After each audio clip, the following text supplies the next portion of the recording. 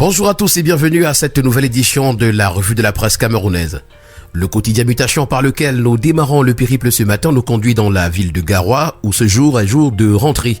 Après des semaines de tensions post-électorales, le gouverneur de cette région a appelé les parents à renvoyer leurs enfants à l'école hier. Les échos du terrain sont justement présentés ce matin à la page 7. En petite une, on parle de Noc Bisson qui s'adresse à Paul Biya. Vous avez juré sans vous engager. Et puis barrage Coupe du Monde 2026, les Lions d'attaque au Maroc sont à retrouver à la page 11. Nous restons dans cette période post-électorale, notamment dans la partie septentrionale du Cameroun avec le tri-hebdomadaire La Météo qui nous renseigne que la paix et la sécurité règnent dans l'Adamawa. D'ailleurs, c'est le constat fait ce 10 novembre à Gaoundéré par le ministre de l'administration territoriale pour la Tangandi et qui a, dans le chef-lieu de la région, sur très hautes instructions du chef de l'État Paul Biya, effectué une visite d'évaluation sécuritaire post-scrutin présidentiel.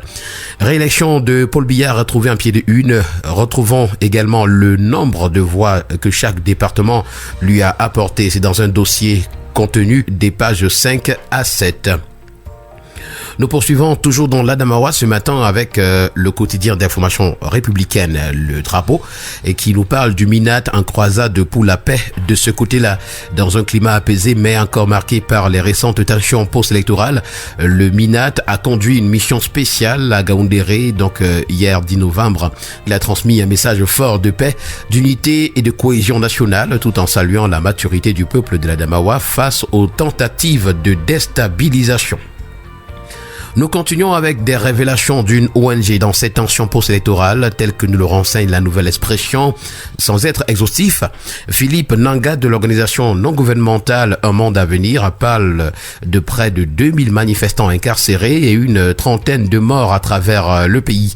Mais les sources officielles restent obstinément muettes sur la question d'après la Nouvelle Expression. Nouveau septennat également, si Biya avait écouté Bernard Djonga.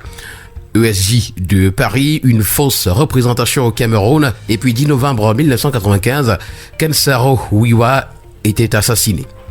Nous poursuivons avec l'ultimatum à Paul Biya. C'est à retrouver à la grande une du quotidien Vert Émergence qui nous étale le plan de Tiroma. Retrouvons d'ailleurs à la page 5 les non-dits de cet ultimatum. Crise post-électorale encore, quel impact économique sur les entreprises? Ça, c'est une interrogation. Et toujours dans cette crise post-électorale, on a 136 personnes arrêtées dans l'Adamawa. Une soixantaine a été libérée, tel que nous le renseigne ce matin le journal. Nous continuons le périple de ce matin avec le bi-hebdomadaire Le Point qui titre à sa grande une « Investiture de Paul Biya, attente de la nation, le pacte entre restauration de la paix, assainissement du climat socio-économique et de l'appareil étatique, développement des infrastructures et révision du système éducatif. Le peuple est braqué et réclame de véritables réformes. Le nouveau septennat ne sera pas de tout repos. Aucun chèque en blanc ne sera accordé, aucun dérapage ne sera toléré. À bout et suffocant, les Camerounais bouillonnent et d'ailleurs, le point étale pour nous ce matin aux pages 5 à 8. Nous poursuivons ce jour avec le quotidien bleu d'Aman Mana, le jour qui revient avec l'affaire Martinez-Ogo en s'interrogeant.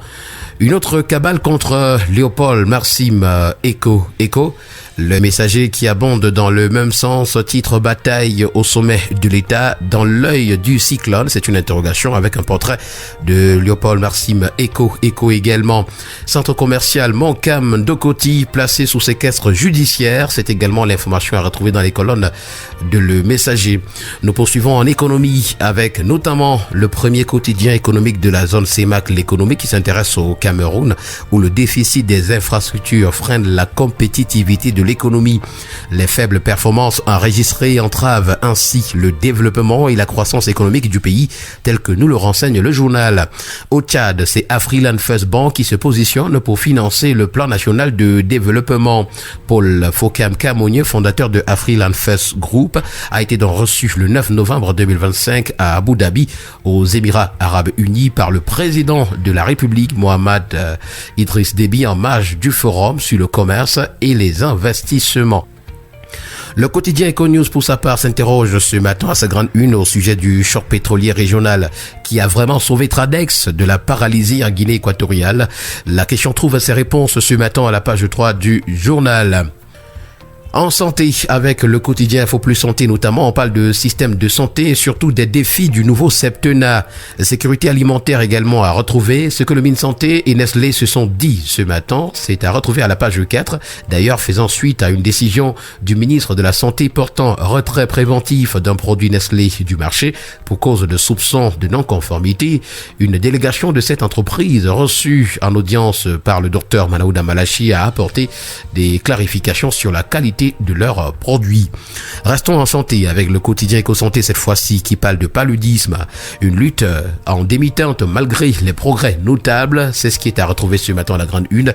Et d'ailleurs, le dernier bulletin épidémiologique du programme national de lutte contre le paludisme dresse un tableau contrasté de la situation. Si une baisse encourageante de la mortalité est observée, le document alerte sur des difficultés persistantes, notamment la disponibilité insuffisante des intrants et les faibles couvertures des interventions préventives destinées aux nourrissons et aux femmes enceintes.